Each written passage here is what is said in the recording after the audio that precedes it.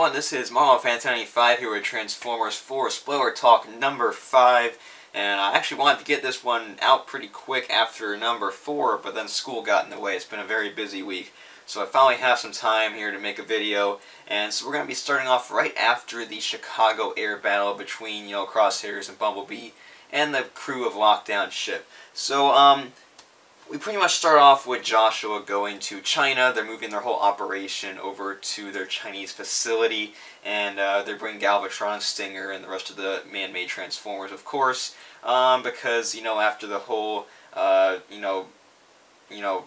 situation that happened with, Galvatron, kind of screwing up and, kind of taking in control and everything and malfunctioning, the government was kind of sniffing them out, so like, alright, we gotta move to China.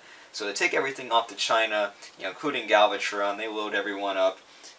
And then we go to this train yard that the main human cast and the Transformers have gone to. They took that ship in their escape. And so they're all just kind of hanging out at this train yard. And they're kind of planning what to do next. And, a lot of, really cool landscape there with all the trains, and they're just kind of like hiding out. And I believe, if I remember correctly, Michael Bay actually donated, and so did Mark Wahlberg, to this this train yard. It's like a museum, I think. And Bay actually bought one of the trains for himself because I think it said Bay on the side. So that's pretty cool. So we have, at this train yard we have Brains, and he explains this whole thing with Galvatron, because first Optimus Prime says that he sensed Megatron when he was battling him, on that highway. So then Brains, who was kind of like decoding everything for the humans, with their creation of the man-made Transformers, he said that, Megatron was not actually completely dead, and that Megatron was influencing the humans, and he was actually kind of making them build a new body for himself using his chromosomes and stuff. So that head, that Megatron head, Megatron was actually still slightly functional in a very strange way. Now this, I remember, he's seeing the Megatron head as a prop, back when they were filming that picture leaked. And then we had, Galvatron, of course, in this film, but I never really thought that they would go the route of bringing Megatron back again. So when I saw the movie for the first time, I'm glad this was, I really kept the spoilers to a minimum going into this movie. There was only like a couple of things that I knew through, people being idiots on the internet. So luckily they didn't spoil some major things, just a couple of smaller deaths. But anyways, this is something that was completely new to me. I did not feel like they were going to have Megatron actually be Galvatron. So I thought that was pretty cool, and when Brains was explaining this whole thing, I was like, yes, that's just so awesome that, they still have an older villain from the past trilogy that is carrying over to this new trilogy as technically a new character in Galvatron. So I thought that was really cool. I just loved it. And also, when Brains was actually explaining this, we did see Sentinel Prime's head as well, so it's kind of like a little blink and you'll miss it type thing. And hopefully when I get this, kind of a side note, when I get the Blu-ray, hopefully I'm going to try to convert it to an edible format so that I can make some trailers and stuff. And I'm going to try to make a video of a bunch of Easter eggs and hard to spot things. So, look forward to that, hopefully. I just got to kind of figure out a way to, take the digital copy and make it editable. So if anyone knows how to do that for free, let me know. I know there's a couple of conversion programs that can kind of let you do it, but they kind of cost like $30, and I really don't care to spend that. So if anyone knows how to do that for free, let me know in the comment section below. So to get back on track, let's see. So Brains is explaining how Megatron, kind of came back and, was manipulating the humans. So after that, we have the humans are, they're still at the train yard, and this is actually the last time we see Brains. Brains just kind of goes off into freedom, and so we have a bunch of cops and SWAT team and whatever else is coming towards them, and the humans have to make the decision of, alright, do we stay with the Autobots or do we go? And just kind of, fall into the hands of the authorities, and Tesla ultimately makes the decision of staying with the Autobots. So they're still with the Autobots. Optimus Prime is definitely not happy at this point because he said, alright, we're going to help this, get the seed, and then we're done. We're done defending the humans. So, and of course, Mark Wahlberg's character, he's very, still surprised, like, hey, I'm a human and I'm helping you a lot, and a lot of humans have helped you in the past. Why are you being like this? But it's just mainly Optimus Prime actually showing some emotion and some, you know, which is really great and everything. I love that, and he's just really showing some character in this movie, how he's, you know, fed up with all the humans. And so then we have Galvatron's awakening, and this is when Galvatron pretty much controls himself fully. You know, he seemed like he was kind of battling with full control on that highway battle with Optimus, but this time, he was like complete full control, and everyone's scrambling like, oh no, all this stuff. And so Galvatron awakens, and he rises up all of the other human-made Transformers, including Stinger, and he makes them Decepticons. So he has a new Decepticon army, although very small, and his ultimate goal is to detonate the seed inside of Hong Kong and create this ginormous new Decepticon army out of the Transformium. So that is Megatron's, or Galvatron's, master plan.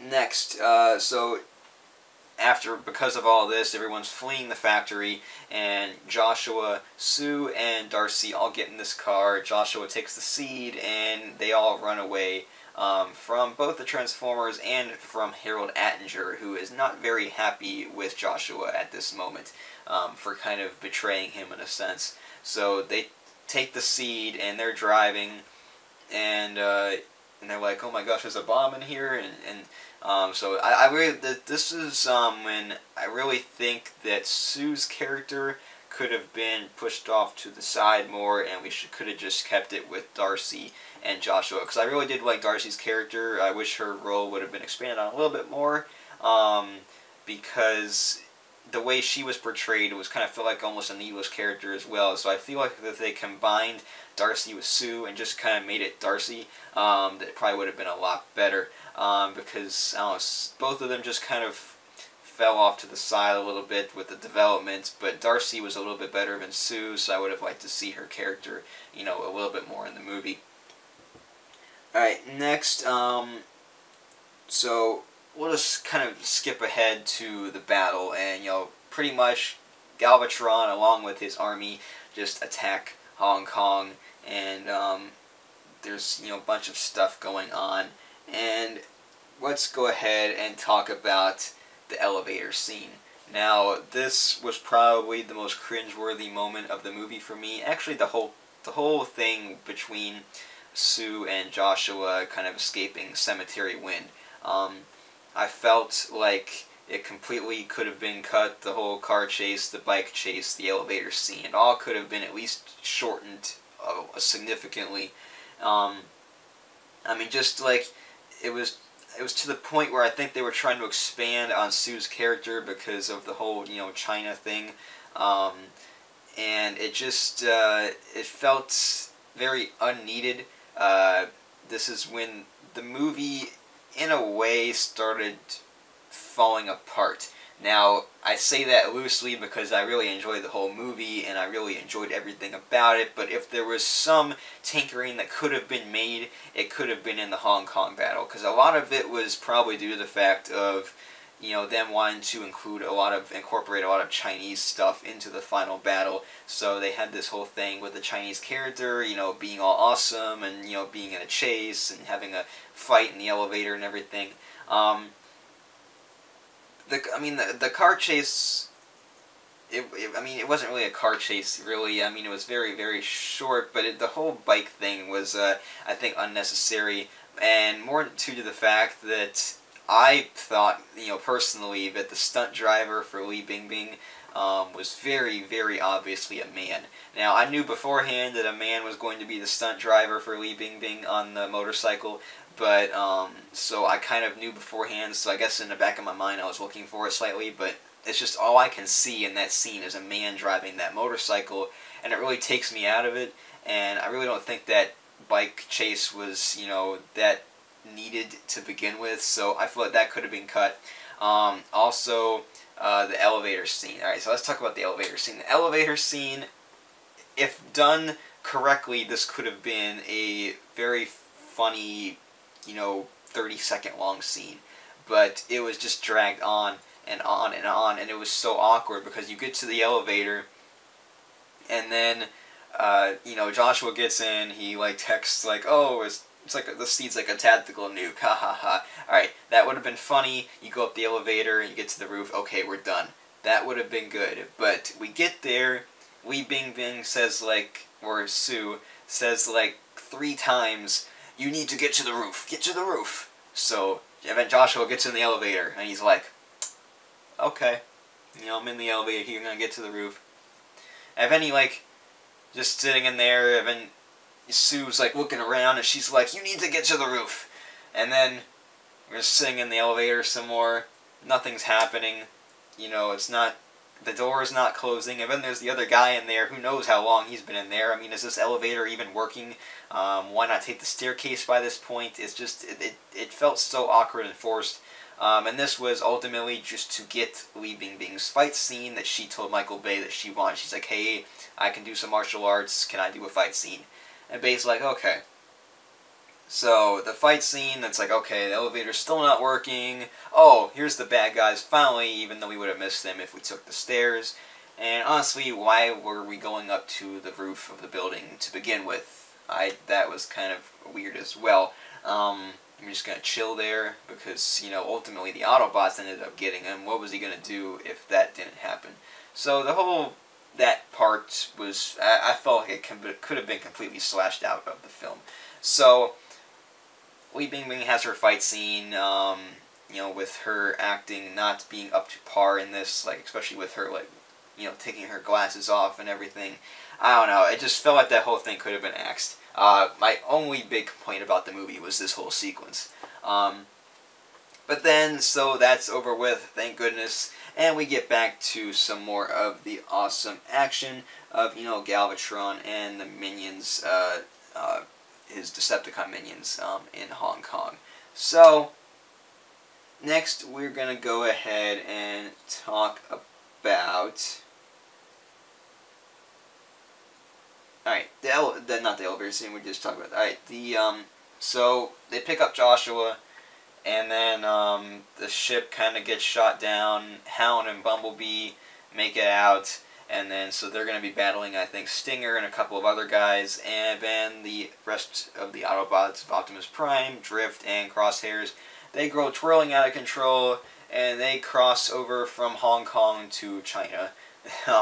With the Wulong National Park. I know a lot of people got angry about this in China because it's like, hey, that's not where this is located, and then the park actually is trying to sue Paramount Pictures as we speak, I think, because the park was not represented well.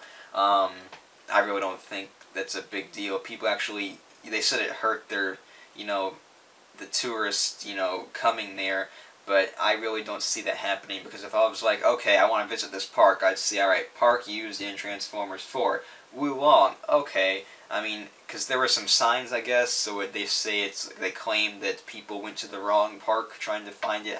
That's kind of stupid. But anyways, let's go a little off track. So they, crash, and then we will come back to that in a little bit. So, and then, so we have this whole rooftop battle of Cade and Savoy, and they are, on the rooftops, they're running, and they end up crashing into this apartment, or whatever you call them, and Mark Wahlberg, he finds a football, and the football was like a main theme of, like, Mark Wahlberg and, being able to throw the football in the beginning of the movie. And so he sees the football. Apparently the guy that lived there was a, he liked football, he liked American football.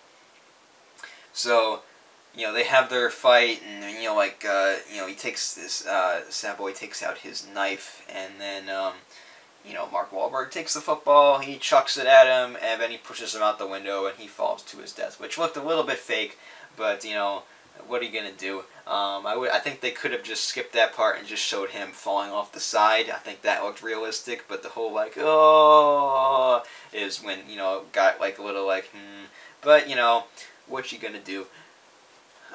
So after, Cade kills him, we see Lockdown return. So Lockdown is coming back for Optimus Prime because he's like, oh, I need to go catch him because he has escaped my ship.